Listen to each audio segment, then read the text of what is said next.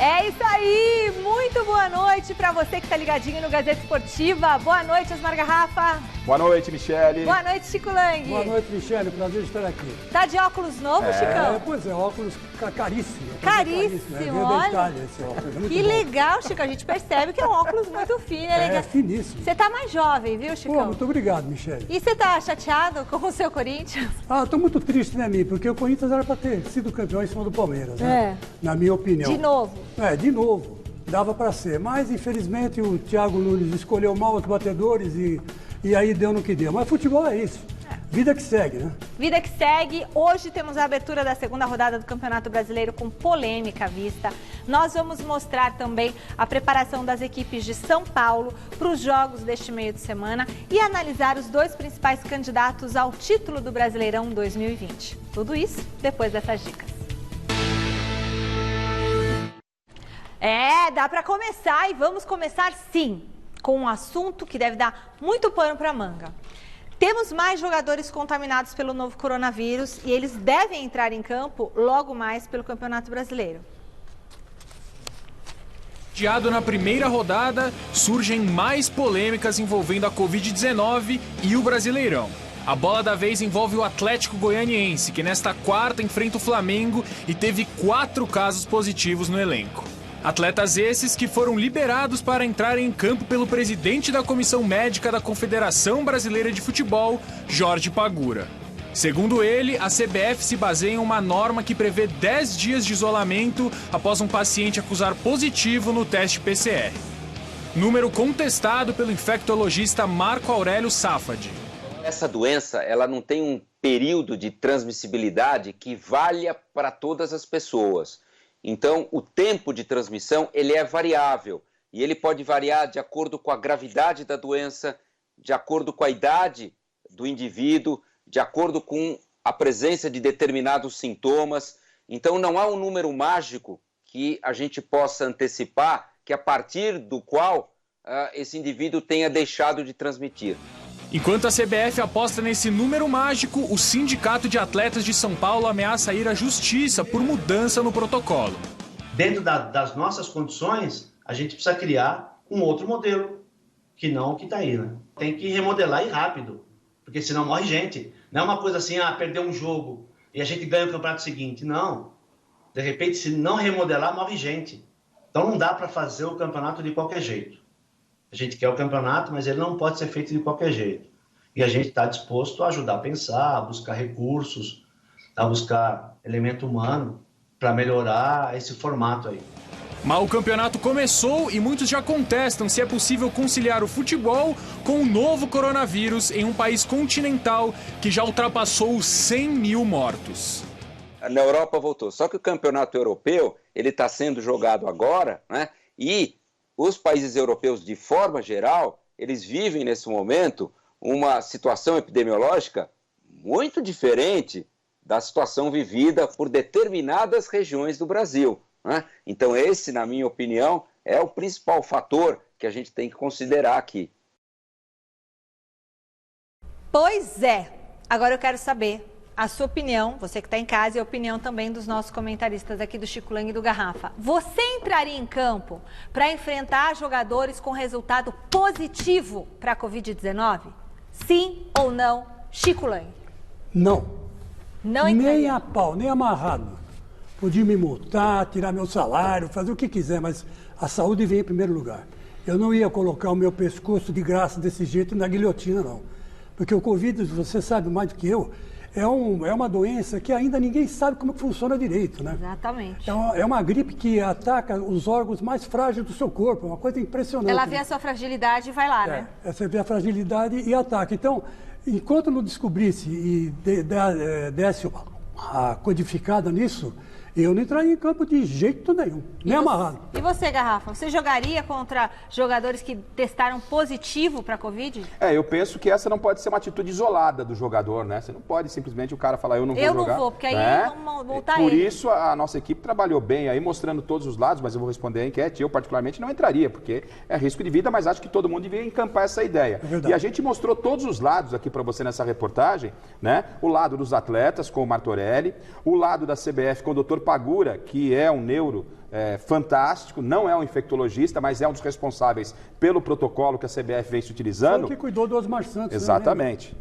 Médico altamente competente, mas não é um infectologista como o Dr. Marco Aurélio Safadi, não é isso? Safadi, desculpe. E ele, para mim, é a maior autoridade no assunto, de uma doença que ainda é desconhecida de todos nós, que ainda é uma grande incógnita. Então, tem que se levar em conta o quê? Exatamente o que disse o Dr. Marco Aurélio. Esse negócio de negativo, mas que não contamina mais, isso não existe, não há comprovação científica. Então, os atletas que entrarem... positivo ou negativo que não contamina? Exato. É tudo confuso, né? Aí é muito confuso. Então, o cara testou positivo, tem que ficar de fora, no meu entendimento. E a CBF, ela adota uma atitude irresponsável. E ontem eu dizia aqui no Gazeta Esportiva que era só o início desse novelo de lã. Em termos de jogos adiados, de problemas, vamos ver o que vai acontecer com esse campeonato. Sinceramente, estou muito pessimista, não sou um cara pessimista, mas estou preocupado e pessimista, amigo. Olha, você que está em casa, entre no site gazetesportiva.com, deixe seu voto, você pode usar o nosso QR Code que aparece aqui embaixo. Você tem ainda a opção de mandar um vídeo de até 10 segundos com algum comentário ou alguma pergunta para nós pelo WhatsApp. Número 11 99 479 1633. 99 479 1633. Vamos rodar a nossa equipe de reportagem, que hoje não está toda na rua. Direto da redação da nossa Central de Esportes, o José Paes chega com as informações do campeão paulista de 2020. Teve live do professor Luxemburgo, é isso? Boa noite, José Paes. É isso, Mi. Boa noite para você, boa noite para todo mundo que está assistindo a gente. Teve live entre o Pó Fechou e a tia Leila Pereira, presidente da Crefisa ontem. E aí nessa live, que foi uma rasgação de seda danada, tia Leila elogiando o Luxa elogiando a estrutura do Palmeiras, o Luxa aproveitou essa live para soltar algumas informações importantes que a gente traz aqui agora no Gazeta Esportiva para você que é torcedor do Verdone. Primeira delas, Felipe Melo vai desfalcar o Palmeiras pelos próximos 4 jogos.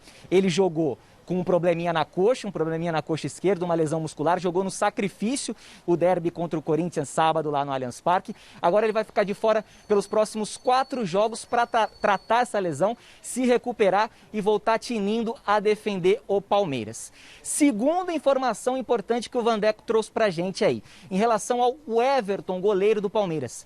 Não vai jogar o jogo de hoje contra o Fluminense lá no Rio de Janeiro às 9h30 da noite, estreia do Palmeiras no Campeonato Brasileiro.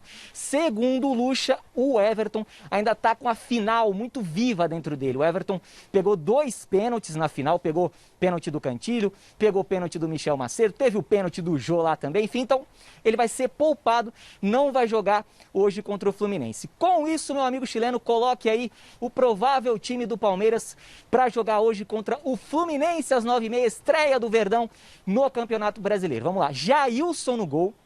Na lateral direita, Marcos Rocha, Luan na vaga do Felipe Melo, Gustavo Gomes e o Matias Vinha na lateral esquerda. Na meiuca, Patrick de Paula, Gabriel Menino e Ramires ou Bruno Henrique. Aí lá na frente, Zé Rafael ou Rony, William e Luiz Adriano. Este deve ser o Palestra Itália que estreia hoje no Campeonato Brasileiro de 2020. Lembrando que esse jogo é válido pela segunda rodada do Brasileirão. O Palmeiras deveria ter jogado contra o Vasco no final de semana, mas não estreou no final de semana, é óbvio, porque tinha o derby decisivo contra o Corinthians.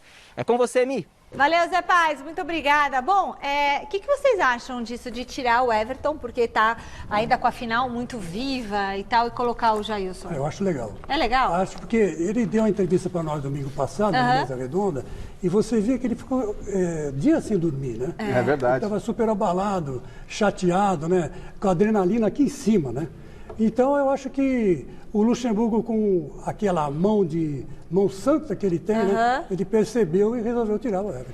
E você vai mexendo com todo o elenco, não é? Você tem o Jailson, que é um bom goleiro. É um goleirão, não é? goleirão. Então, ó, Everton, relaxa, tira o peso, né? Acho que tá muito certo o Vanderlei. Jailson é um ótimo goleiro. Gostei da decisão do Vanderlei. Vamos colocar então o nosso campinho aqui, a escalação, e o Garrafa vai comentando, para que a gente possa fazer essa análise desse provável time que o professor Luxemburgo vai usar. O Jailson no gol, Marcos Rocha, Luan, Gustavo Gomes e o Vinha, né? Matias Vinha. O Luan entra naturalmente no lugar do Felipe Melo, e o Felipe Melo é outra questão, né, Chico? O Felipe Melo jogou a partida que tinha que jogar, que era contra o seu Corinthians. Pelo jeito que ele falou, ele deve ter recebido uma infiltração. Foi pro pau.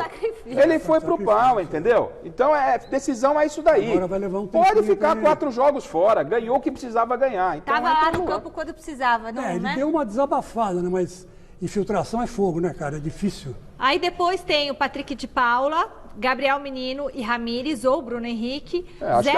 Eu penso que ali, não sei o que o Chico pensa ali, eu acho que eu iria de Bruno Henrique.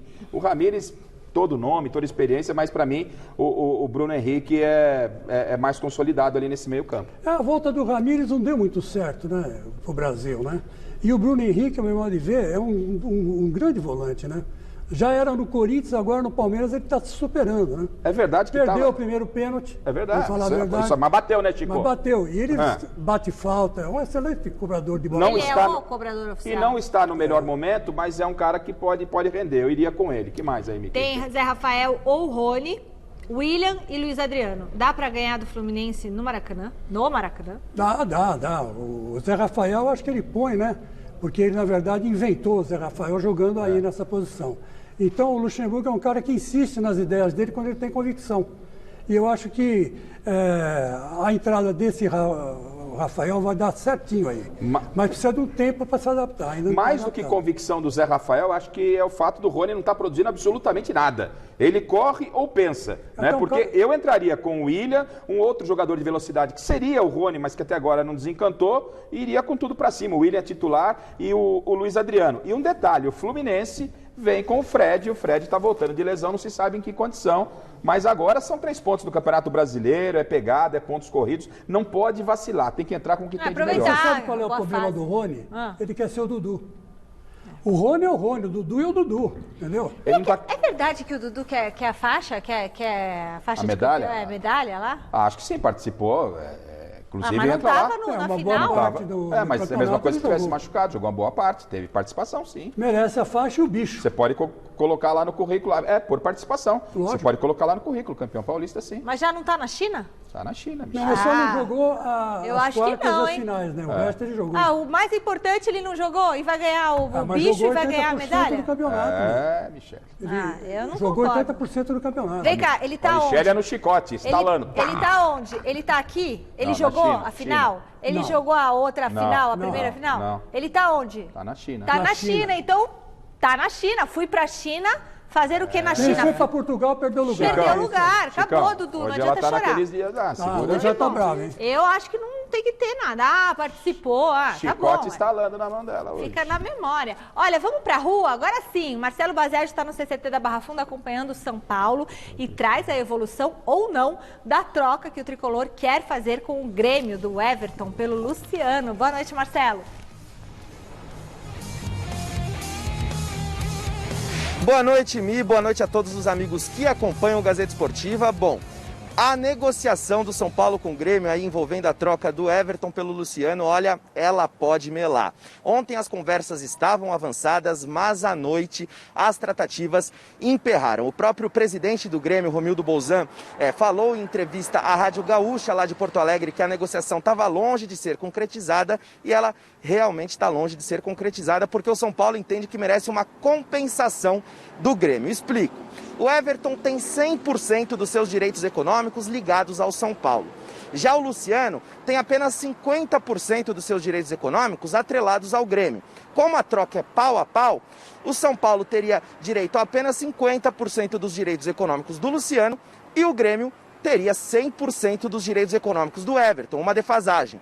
Outra coisa, o São Paulo seria prejudicado porque o Luciano tem que cumprir suspensão na Libertadores. Ele foi suspenso por causa de uma briga no Grenal e só voltaria a atuar no torneio na última rodada da fase de grupos da competição. Já o Everton não. O Everton está liberado para disputar a Libertadores, outra defasagem. Então, por isso, o Tricolor entende que merece uma compensação do Grêmio. Pode ser financeira, pode ser envolvendo mais um atleta na troca, mas o Grêmio sequer debateu isso porque entende que não tem que dar compensação coisa nenhuma. Esse é o negócio, se quiser bem, se não quiser, tudo bem, também vamos acompanhar aí o desenrolar dessa história, os próximos capítulos dessa novela. E ainda falando sobre atacantes, o Alexandre Pato voltou aí para essa retomada das competições nada bem, não vem sendo decisivo, não vem fazendo gols e para completar, perdeu sua vaga no time titular na semana passada. Lisieiro entrou na vaga de Alexandre Pato e a gente preparou um VT falando um pouquinho sobre essa fase ruim de Pato com a camisa tricolor. Vamos conferir.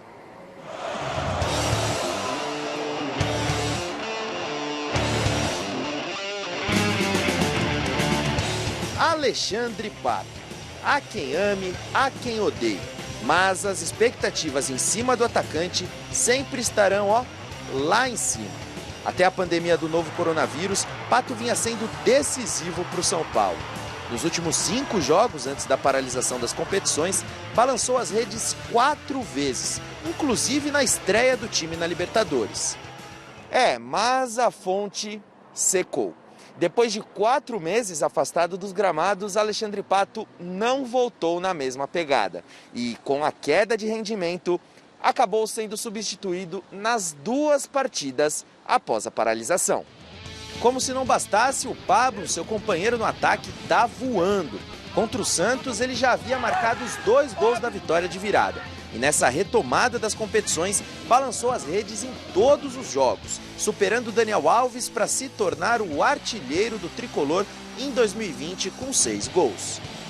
A fase é tão ruim que nesse último fim de semana contra o Goiás, na estreia no Brasileirão, Pato seria reserva. Durante os treinamentos, o atacante foi sacado do time titular para a entrada de Lisieiro no meio-campo. Nessa quinta, contra o Fortaleza de Rogério Ceni, isso deve se repetir. Resta saber se o banco vai fazer Pato acordar, como fez no fim do ano passado, quando o jogador passou as últimas 6 rodadas do Brasileirão sem jogar 1 minutinho sequer.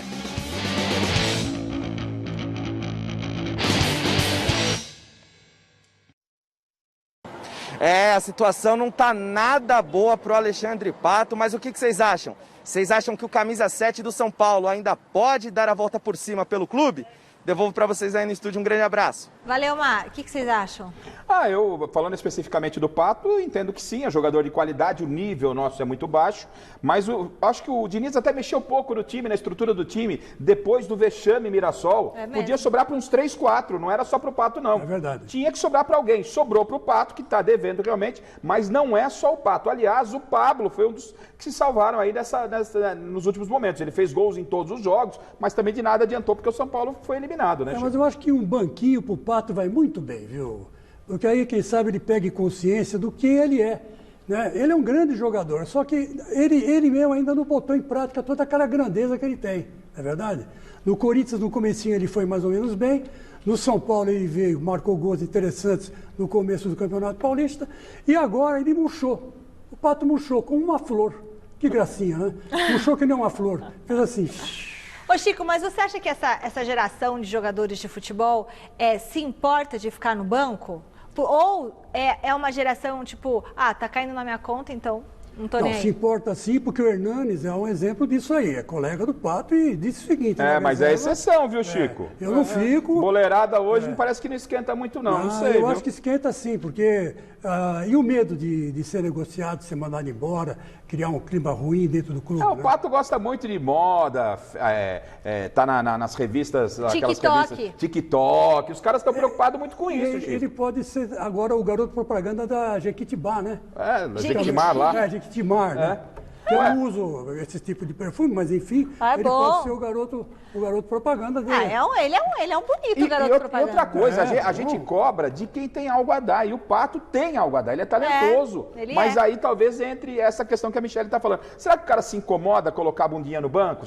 Tem que se incomodar sim, tem que sentir o golpe, né? E não é só o Pato, não. Sinceramente, hoje, muito jogador que a gente vê no banco, parece que não faz fá nem fum. Tipo, eles não estão os mais jovens. jovens, né? Os mais jovens. O Pato já tá a outra geração, imagina botar um, sei lá, um Vampeta no banco, Marcelinho, Edmundo. O Edilson dava uma fumaça enorme. Quem foi que falou pro treinador assim, se você me tirar do jogo, eu te mato? Acho que foi um que falou pro Luxemburgo na seleção, não é? Um negócio assim. O Leão pro Firpo Nunes falou isso, né? Olha, tinha 20 anos. Acho que foi isso. Alguém falou pro Leão que ele não ia jogar. Ele falou assim, olha, é o seguinte, no banco eu não fico, e se você me colocar no banco, eu quebro a cara. Aí ele falou assim, não, mas eu queria te avisar que você é o titular, não? Isso aí. E o Leão nunca mais saiu do gol do Palmeiras até encerrar a carreira. E só para arrematar, né, Mi, não sei o que pensa o Chico, a troca entre o Everton e o Luciano, para mim, é uma troca excelente. Agora, se os dirigentes de Cruzeiro, de Grêmio e São Paulo ficarem com esse mimimi, todo mundo vai perder, Chicão. Eu acho que era uma troca que caia como uma luva. Concordo com você. Inclusive o Luciano passou pelo Corinthians, que é um time muito mais difícil de jogar que o São Paulo, e se saiu bem, né?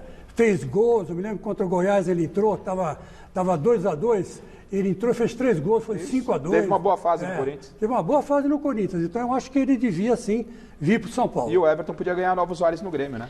Bom, mais uma vez vamos direto para a nossa redação, nossa central de esportes, com o Jonas Campos e as notícias do Corinthians. Ô Jonas, a situação do Gil não é parecida com a dos jogadores do Atlético Goianiense? Ele, pelo menos em tese, não poderia ter ido para o jogo. Boa noite, Jonas. Oi, Michele. Boa noite para você, para o Garrafa, para o Chicão. Hoje estamos pertinho, né? Aqui na redação de onde falamos ao vivo. Pois é, Mi, situação do Gil e do Léo Natel, jogadores que testaram positivo para o coronavírus no teste PCR que os funcionários do Corinthians realizaram no início dessa semana, é sim similar à dos jogadores do Atlético Goianiense. Tanto o Gil quanto o Léo Natel já tiveram contato com o novo coronavírus, já passaram por uma quarentena.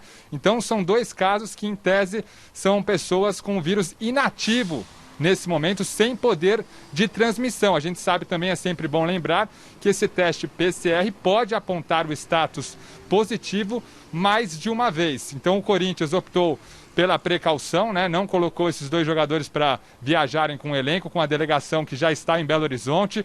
Daqui a pouco o Corinthians enfrenta o Atlético Mineiro às 7h15, equipe de Jorge Sampaoli, e promoveu também a realização de testes sorológicos para ter mais detalhes da situação desses 2 jogadores.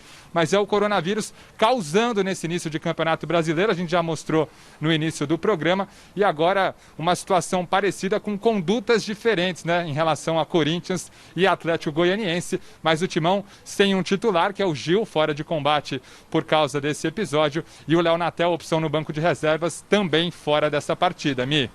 Valeu, Jonas Campos, muito obrigada. O que vocês acham dessa situação, Léo Natel fora bom, enfim, os jogadores... Corretíssima. A atitude do André Sanches foi perfeita. Aliás, dos dirigentes todos aí do Campeonato Brasileiro, o André Sanches é que entendeu esse negócio de pandemia melhor que todos os outros, entendeu? Ele faz o teste, deu teste, não joga. Fim de conversa. Né? Deu positivo, não joga. O protocolo do Sanches é um protocolo consciente. Né? É melhor, né, gente? É melhor, claro. Você não pode arriscar, né? Arriscar essa história de vírus inativo, o infectologista, o Dr. Marco Aurélio, disse há pouco. É muito pouco palpável essa decisão. Então, você tem que o quê? Preservar vidas, tomar todos os cuidados. Está de parabéns à diretoria do Corinthians, e a gente fica claro e evidente a fragilidade do protocolo. A fragilidade do protocolo. Enquanto não acontecer, vou bater aqui, ó. Enquanto não acontecer algo muito grave, né? Muito grave, toca o barco, faz de conta que o vírus não está aí. O Brasileirão está dessa forma e muito me preocupa. E claro, perder Gil e Fagner, e o Corinthians tem, o seu Corinthians tem. Hoje, Atlético do Sampaoli que engoliu o Flamengo. No final de semana... 1-0, né? Mas o jogo foi muito bom, Chico. Engoliu o Flamengo todo favorito. Depois você reclama. Quero ver no final de semana, perde do Atlético hoje, que é um resultado absolutamente normal, e depois tem Grêmio no final de semana do Renato. Mas se ganhar os 2, como você vai fazer? Tudo bem. Aí vão aplaudir o seu Thiago Nunes. Olha, tudo bem. É bom lembrar o seguinte, viu, Garrafa? O Corinthians perdeu o campeonato, mas não perdeu para o Palmeiras, não. Empatou 1-1. Daqui a pouco, você está na mesma linha do Thiago Nunes, quer dizer que continua invicto, perde um campeonato. Você está mudando, Chico, estou te estranhando, Chico. Não estou mudando, estou dizendo só o seguinte, que na verdade o campeonato foi decidido nos pênaltis. E pênalti para mim é a loteria. E a loteria ganhou o Palmeiras, que podia ter ganhado o Corinthians. Então tá bom, Chico. Chico lá em grande fase. toma um cacete do Palmeiras, porque perder título é cacete na cabeça. Tomou cacete na cabeça e o senhor tá aí, lindo, leve e solto, tudo bem. Não, fala, Chicão, que na verdade o Corinthians não perdeu, empatou. Foi o que disse, foi o que disse o Thiago Nunes. Tudo bem, o senhor concorda com o Thiago Nunes. É Chico Lang, paz e amor. Nisso eu concordo com o Thiago Nunes. Então Nisso eu concordo. Quero Agora, ver outras depois, coisas eu não quero ver concordo, se não. tomar 2 cacetes aí que você vai falar final de semana, mas vamos aguardar. Jonas, Vamos lá, aí é pau nele. Ô, Jonas, e o Cássio? O Cássio vai ser poupado, igual o Everton no Palmeiras vai ser poupado, ou ele vai pro jogo?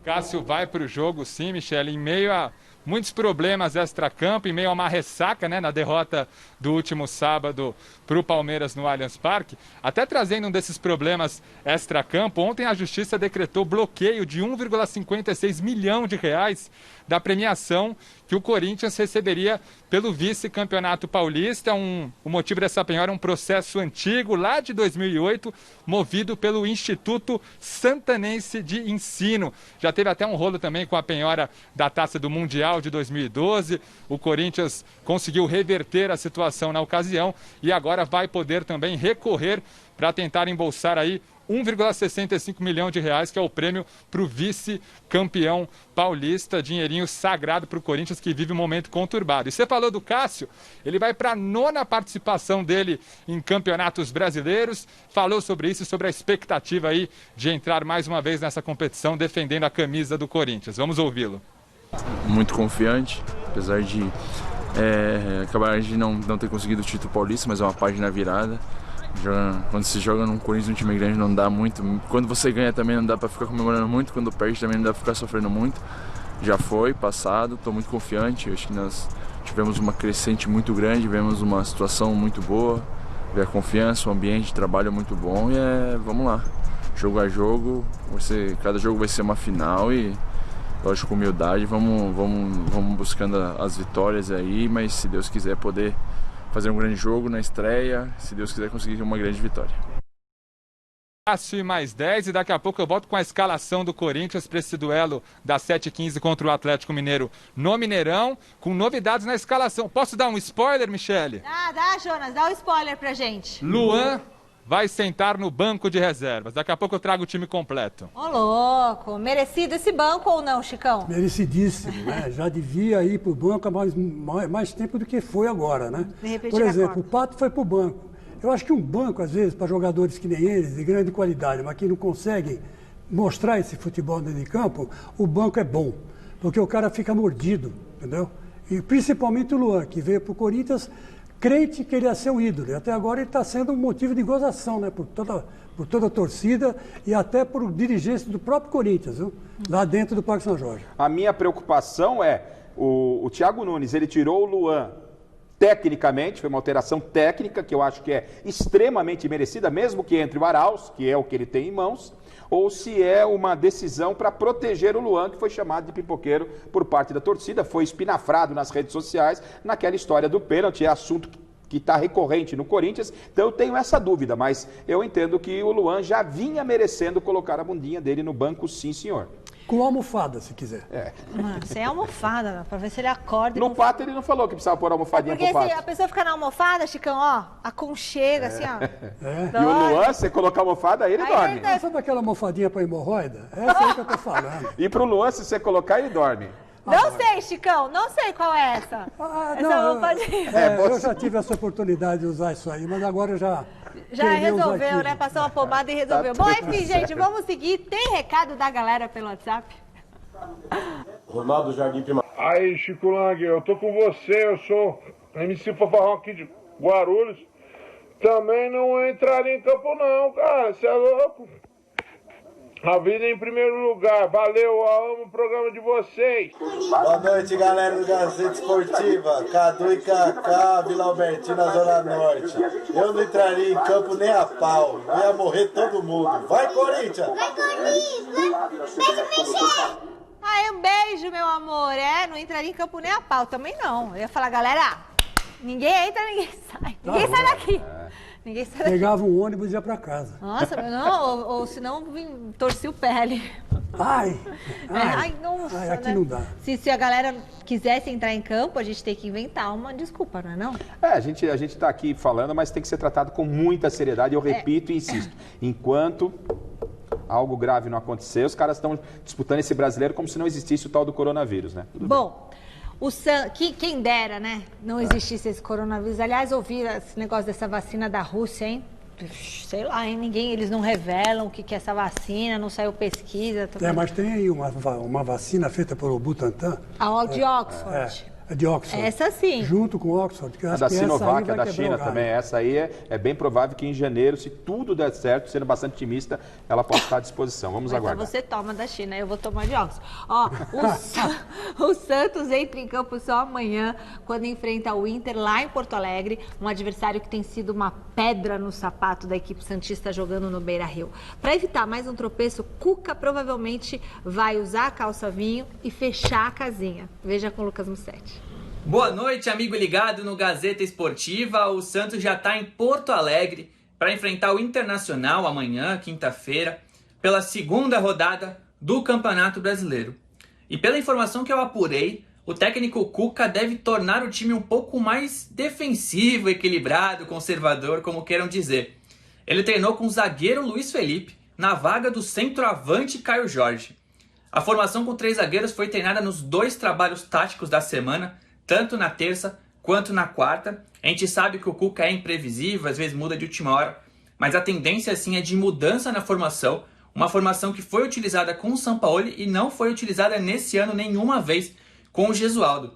Seria a defesa com Luiz Felipe, Lucas Veríssimo e Lua Pérez, além do Vladimir no gol, Pará e Felipe Jonathan abertos como alas, Alisson e Pituca na frente da defesa e liberdade total para o Carlos Sanches ficar flutuando com o Marinho pelo um lado e Soteldo por outro. Além disso, o Cuca não conta com Raniel, que segue com dores no joelho esquerdo, e Jean Mota, que o Santos tenta vender para o futebol árabe. A tendência, como eu falei, é de um time um pouco mais conservador para ver se consegue um resultado positivo lá no Sul. É isso, amigos. Boa noite. Bom final de programa para vocês. Valeu, obrigada. Chicão, você acha que o Cuca vai dar certo no Santos? Acho. Acho sim. Porque o Cuca é um treinador muito organizado. É um jogador que, um treinador e como jogador, era muito supersticioso, né? Ele ia gostar da sua camisa. Ia adorar a minha camisa do Garrafa e ia levar embora. Mas ele vai dar sim porque ele é um treinador muito competente. Ele sabe treinar um time, né? E aos poucos os jogadores se afeiçoam a ele, né?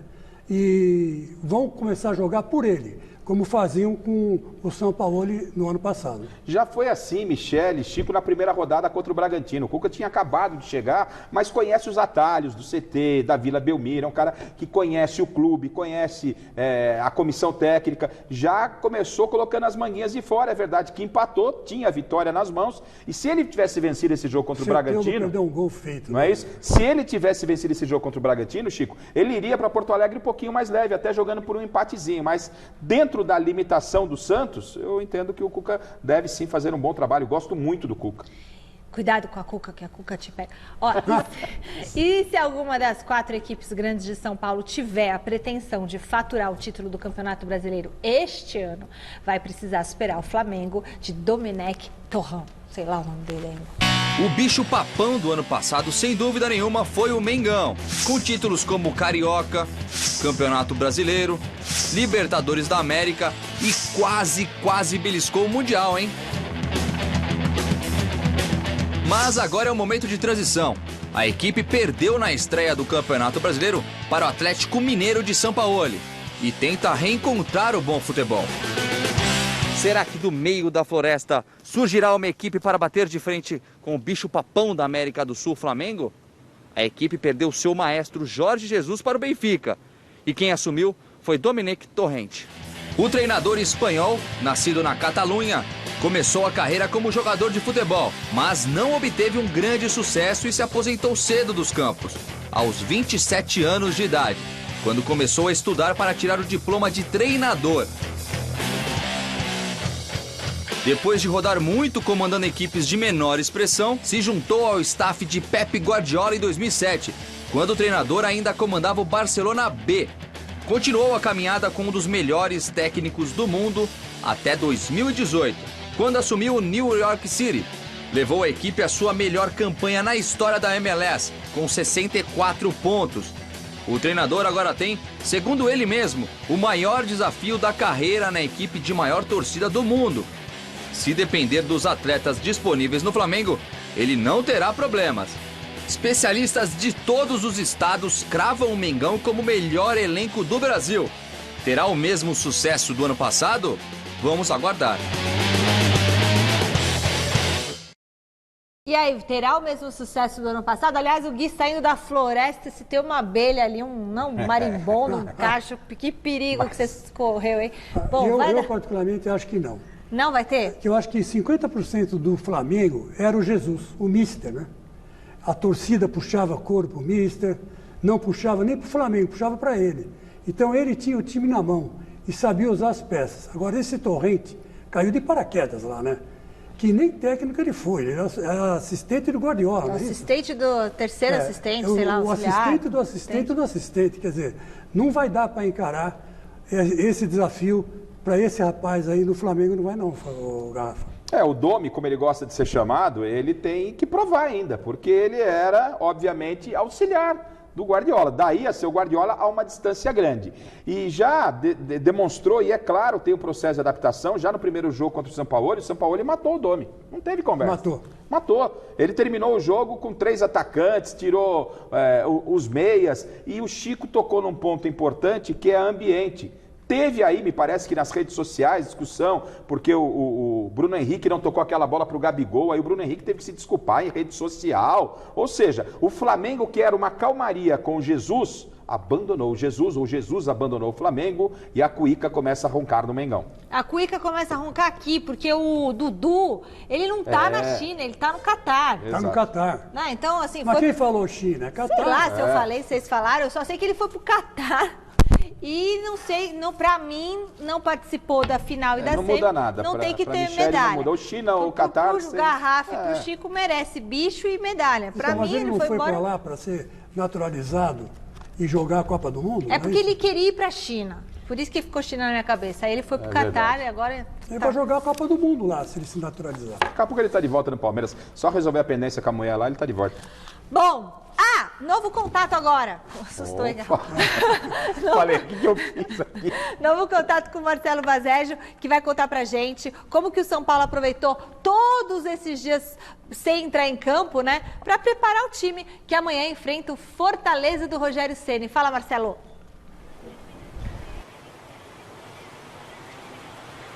É isso, Mi. Voltamos a falar sobre o São Paulo. Informação importante. Fortaleza confirmou que nenhum jogador testou positivo no exame para detectar o coronavírus. Então, todos liberados para enfrentar o São Paulo amanhã.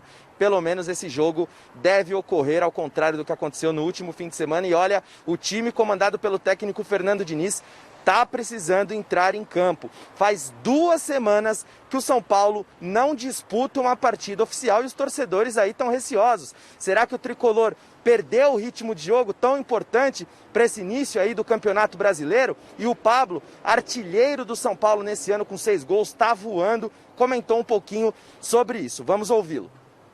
Foi muito proveitoso para nós, tivemos um tempo em Cotia, a ferida cicatrizando naquele período que foi muito difícil para a gente, naquela derrota. E a gente já era para ter jogado um jogo contra o Goiás, acabou não acontecendo, infelizmente, mas a gente entende o que foi feito.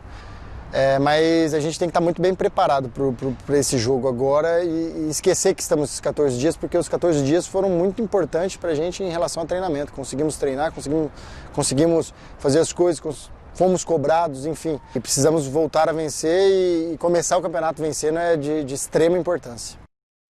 Tá aí o Pablo, que amanhã no Morumbi deverá formar uma dupla de ataque com Vitor Bueno. Fernando Diniz deve realmente mudar a formação do São Paulo, que desde quando ele assumiu vem jogando no 4-3-3. Dessa vez, São Paulo deve entrar em campo num 4-4-2, formação nova com Lisiero no meio-campo, tirando o Alexandre Pato da equipe titular. São Paulo que entra em campo super pressionado, precisa vencer e mostrar à torcida que não perdeu o ritmo de jogo, se redimir com os São Paulinos, que até agora estão furiosos por causa da eliminação nas quartas de final do Campeonato Paulista para o modesto Mirassol. Meus amigos, com vocês.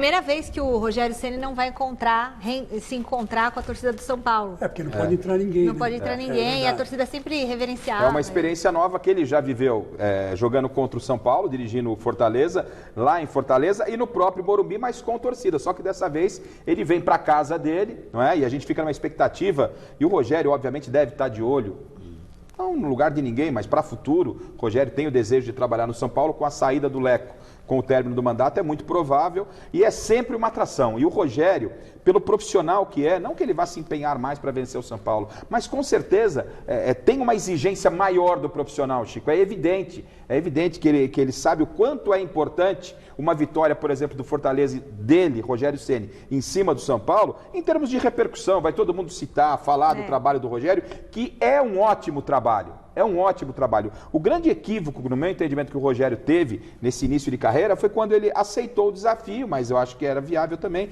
de ir para o Cruzeiro, acabou quebrando a cara, a boleirada lá, os mais experientes engoliram o Rogério. Mas o Rogério está fazendo um belíssimo trabalho e futuramente será o técnico do São Paulo, não tenho nenhuma dúvida. Mas é difícil para o Rogério Ceni, que toda vez que ele entra na casa dele e olha para a parede, está cheio de troféu, tudo que ele ganhou pelo São Paulo. Quer dizer, é difícil esquecer o São Paulo. Eu acho que ele não vai se abalar agora como técnico, mas ele tem uma ligação muito forte com o Tricolor. Né? Tem. E resta esperar o que ele vai fazer com o Fortaleza. Eu acho até que se o São Paulo bobear, o Fortaleza ganha. Não, e assim, o São Paulo precisa dar uma resposta, né, gente? A gente não pode esquecer... E o futebol existe a cobrança e ela tem que ser feita. Não adianta o seu Daniel Alves aparecer depois de uma semana, falar do marketing do São Paulo. O São Paulo pagou um dos maiores micos da história, vem pagando um dos maiores micos da história. Derrota para o Mirassol. Derrota para o Mirassol é imperdoável. É imperdoável. Não é? Maior posse de bola, não pode. Quem é que jogava no Mirassol? Com todo respeito ao Mirassol, a gente falou aqui. Era um catadão. Uber. O time foi montado no WhatsApp, gente. Porque voltou a pandemia e tal. O Mirassol teve que... aqui não e o Zé Roberto, que estava na Bahia, você quer jogar, você quer jogar contra o São Paulo? Mas eu não posso treinar. Eu não posso treinar porque eu estou fazendo as corridas aqui. Mas vem depois das corridas que você fizer, vem aqui e tal. Foi assim, gente. E o cara fez 2 gols. Foi assim. Parabéns, Catalá, que é o técnico do Mirassol. Deu um nó no São Paulo. Foi eleito aí um dos melhores técnicos do campeonato ao lado do Vanderlei Luxemburgo. O próprio Barolo, né, que representa muito bem a torcida do São Paulo, abraço ao Barolo, fez um raio-x domingo no Mesa do São Paulo que a situação é dramática. E por isso que eu acho pouco essa história de, tirou só o Pato. Podia ter tirado qualquer um, porque todo mundo participou desse vexame contra o Mirassol. O São Paulo tem que dar uma resposta à sua torcida. Inclusive o seu Reinaldo, né? O seu Reinaldo que saiu de campo dando risada. A galera do TikTok, né? Exatamente. O Barolo mesmo disse isso, que é um absurdo o que o Reinaldo fez. Devia ser multado, né? 40% do salário. Ou seja, a torcida São Paulina, ela tá meio assim, já transbordou. A gente tá falando do São Paulo, tricampeão mundial, tricampeão da Libertadores. Ele não tá cobrando, com todo respeito, o Mirassol. É ao contrário, a cobrança é em cima do São Paulo. Então o Diniz também tem que ficar atento. É verdade que para ele a batata só assa se acontecer mais alguma catástrofe, porque o Leco não vai mexer mais no São Paulo até o final do ano. Não. Porque o Leco vai sair por força da eleição, ele encerra o mandato, não pode ser reeleito, e a partir daí a gente vai ver o que vai acontecer. Quem são os futuros candidatos? O Casares? Por enquanto, o Casares. O doutor Marco Aurélio Cunha, há uma possibilidade, mas também não há uma confirmação. Só tem um candidato? Por enquanto, oficial. O Marco Aurélio Cunha não vai entrar para perder. Ele vai entrar para ganhar.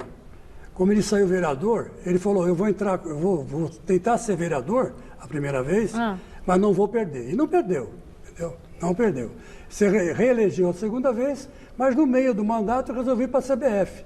Ele está na CBF, é verdade. Será que ele vai querer ir para o São Paulo? Não, ele saiu agora, ele saiu da CBF, doutor Marco Aurélio, e ele pode ser que volte mesmo realmente para o São Paulo. São duas pessoas aqui... Eu gosto muito dos dois, Respeito muito os dois, são duas cabeças boas. Né? Tanto o Casares, doutor Marco Aurélio Cunha, que o São Paulo possa se reencontrar, voltar ao patamar que ele merece. O Marco Aurélio Cunha é mais boleiro, né? Porque ele foi médico de clubes, né? Bragantino, Santos, dirigente São Paulo. Diretor de futebol. Diretor de futebol. Então ele é mais boleiro que o Casares. O Casares foi muito atuante, é um cara muito atuante também, um cara que fala a linguagem do povo, assim, ó, eu gosto muito, são dois nomes que me agradam. Os jovens do Morumbi. São dois nomes que me agradam muito. Os dois ligados a Juvenal Juventus, porque o Dr. Marco Aurélio Cunha foi genro, sim, né? Genro, e o Casares também trabalhou todos participaram da gestão do Juvenal. Todo mundo lá é filhote do Juvenal, né? Agora sim, eu sou de uma época que o São Paulo era aquele time imbatível, ganhava tudo, era mundial, era raí, sabe? Era uma sensação, deixava Corinthians, Palmeiras, tudo no chinelo. Eu vi isso. Michele, quanto tempo levou o Raí para se adaptar ao São Paulo? Quanto? 2 anos. É mesmo? 2 anos. Ou depois adaptou, ficou uma beleza. Ele se adaptou quando chegou o Telê. Nossa. Olha, tem mais informações do Corinthians direto da nossa redação. Hoje a gente vai ter um reencontro tenso no estádio do Mineirão. É isso, Jonas? Quem são esses personagens que já andaram se estranhando? Conta pra gente. É isso, Michele. Hoje é uma noite de reencontros, né? O Guilherme Arana, que hoje defende o Atlético Mineiro, vai reencontrar o Corinthians. O Jô, que hoje é centroavante titular do Corinthians, reencontra o Atlético Mineiro. Ele foi campeão pelo Galo na Libertadores de 2013. Mas o reencontro mais esperado, tenso, quente, é o reencontro entre Thiago Nunes, técnico do Corinthians, e Jorge Sampaoli, técnico do Galo. Por quê? Porque eles se encontraram no ano passado, em setembro do ano passado, na Vila Belmiro. Na ocasião, Sampaoli, técnico do Santos, Thiago Nunes, técnico do Atlético Paranaense, e o clima esquentou. Rolou uma discussão entre os dois. O Sampaoli, em meio a polêmicas da arbitragem, passou na frente do banco do Atlético Paranaense, dizendo que os jogadores simulavam muitas faltas, né? O Thiago Nunes comprou a briga e quando o Sampaoli estava indo para o vestiário, voltou, né? Respondendo a uma provocação do Thiago Nunes, o clima definitivamente esquentou na Vila Belmiro, naquele jogo que terminou empatado em 1-1. E esse Sampaoli, né, a gente sabe, um personagem e tanto para o futebol brasileiro. E o Thiago Salazar, nosso repórter aqui do site gazetesportiva.com, da TV Gazeta, comentarista também do Gazeta Esportiva, preparou uma matéria especial falando um pouquinho desse personagem que na temporada passada estava no Santos e agora inicia um trabalho aparentemente promissor à frente do Atlético Mineiro. Esse cara aí divide opiniões, hein? Logo na primeira empreitada em terras tupiniquins, não sobraram polêmicas e discussões envolvendo Jorge Sampaoli. Mas no fim, mesmo sem grandes estrelas, o argentino conseguiu levar o Santos ao vice-campeonato brasileiro. Agora no Atlético Mineiro, o encrenqueiro técnico, gostem ou não, já está mostrando ao que veio. Em 6 jogos são nada menos que 5 vitórias e 1 empate, com 14 gols marcados e apenas 3 sofridos. Na estreia pelo Brasileirão, o Galo de Sampaoli bateu o Flamengo dentro do Maracanã, meus amigos. E os bons resultados vieram com a assinatura de Sampaoli. Aquela coisa maluca de ficar mudando esquema e escalação o tempo todo. Ele treinava toda semana jogadores em posição diferente, times diferentes. Então a gente teve tempo para treinar isso. Ele nos passa ali as coisas todas que vão acontecer no jogo. Então acaba ficando fácil, por mais que você não acabe não jogando na sua posição de origem. Deu para perceber que os caras já compraram a ideia, né? No campo tá indo tudo muito bem, mas não é fácil conviver com o Jorge Sampaoli. Os santistas que o digam, pouco a pouco o Galo vai conhecendo melhor o estilo do argentino, que é ótimo técnico, mas não poupa nem mesmo o presidente do clube. Ele é um treinador extremamente exigente em campo e também, eu diria, fora de campo também, né? E esse é o tipo de personalidade que a gente quer, né? Que a gente busca, né? Uma mentalidade vencedora. Ainda é cedo para falar qualquer coisa, mas é bom ficar de olho no Galo. O clube já contratou 10 reforços e, como vocês viram, quer mais. Sampaoli pode não ser o cara mais legal do mundo, mas sabe o que está fazendo e onde quer chegar.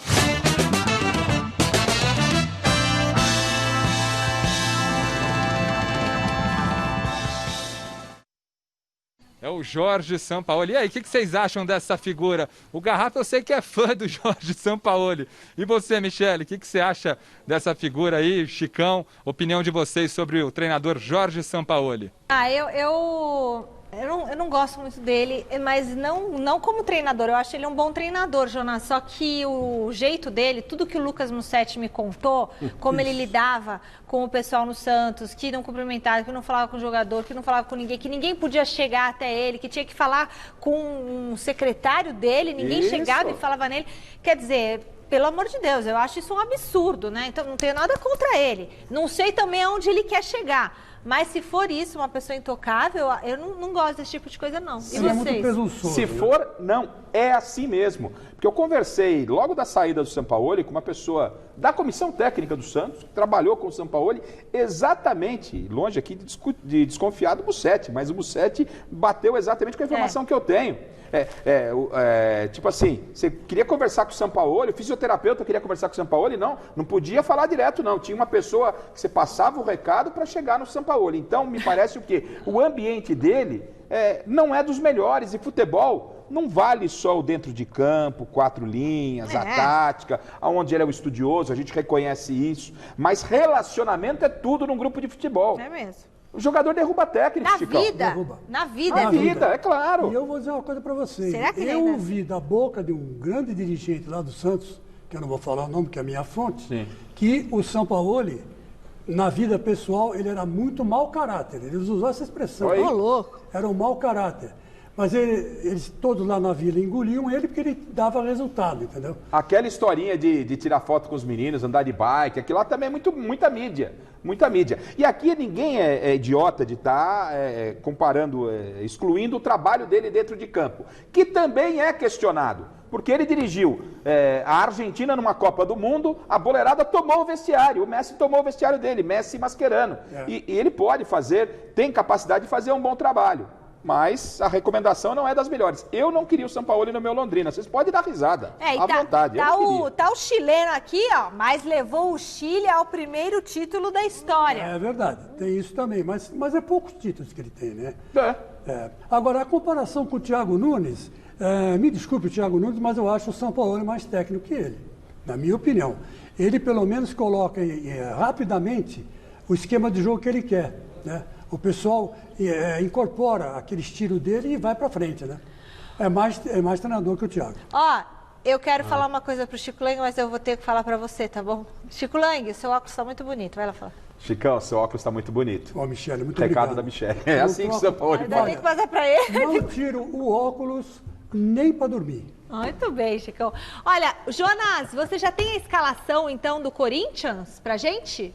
Já tenho, Michele. Eu estou até acomodado aqui na redação, porque os clubes costumam divulgar as escalações cerca de 1 hora antes da partida. Como o jogo é 7h15 da noite, o Corinthians soltou agora no grupo, né, faz pouco tempo, a escalação confirmada para esse duelo contra o Atlético Mineiro. Vou até mostrar aqui, ó, no WhatsApp, no grupo aqui do Corinthians, ó, chegou, tá fresquinho aqui, ó, vou abrir. Não vai mostrar minhas conversas pessoais, hein, Wilton Costa, aqui no WhatsApp, ó. Vamos focar na escalação do Corinthians, ó. Confirmado com Cássio no gol. O Michel na direita, já que o Fagner vem se recuperando aí de um inchaço no tornozelo. Bruno Mendes na vaga do Gil, né, que testou positivo no PCR, né, fora de combate, nem viajou com a delegação. E o Danilo Avelar no miolo de zaga. E o Sid Clay na esquerda, já que o Carlos também faz um tratamento na coxa, então esse sistema defensivo bastante modificado. Meio campo corintiano com Gabriel e Ederson, e aí na linha da frente do meio, Ramiro pela direita, o Vital pela esquerda e o Aral centralizado na vaga do Luan. Essa talvez a grande novidade dessa equipe corintiana, o Luan ficando de fora da equipe titular com opção no banco de reservas, e na referência do ataque, o Jô. Dá tempo de escalar o Galo? Também recebemos aqui no WhatsApp a escalação do Atlético Mineiro, Michele. Não, Jonas, obrigada. O que é? Ramiro joga? Ramiro joga. Ramiro não. Ramiro não. Ramiro não. Obrigada, Jonas. Um beijão pra você. O Paris Saint-Germain continua na luta. Vocês querem falar da escalação? Não sei, acho que tá sem tempo aqui. Resultado da enquete? É pra dar o resultado da enquete já? Não vamos falar do PSG? Então, PSG, tudo bem, tudo de bom pro Neymar e a família dele. Enquete. A gente perguntou se você entraria em campo para enfrentar jogadores com resultado positivo para a Covid-19. O chileno ainda não tem um tempo, são 18h57. A maioria respondeu que não. Ninguém quer entrar em campo, só 15% entra em campo. Ninguém é leão, né? Muito fácil falar que entra em campo, né? Ô Chicão, então o Luan fica no banco com a almofadinha, é isso? com a almofadinha para hemorroida, se Deus quiser. Não. E o Arauz, eu não sei o que o Thiago Nunes viu no Arauz. O Arauz em nada é a mesma coisa, né? Mas não vamos desprezar, vamos ver o que acontece. Beleza, Garrafa. É um Deus nos acuda. Quero ver, o Chico Lang vai passar uma semana difícil. Ficamos por aqui, encerramos o Gazeta Esportiva homenageando nossa Clara Nunes. Grande Clara Nunes completaria hoje 78 anos. Tchau.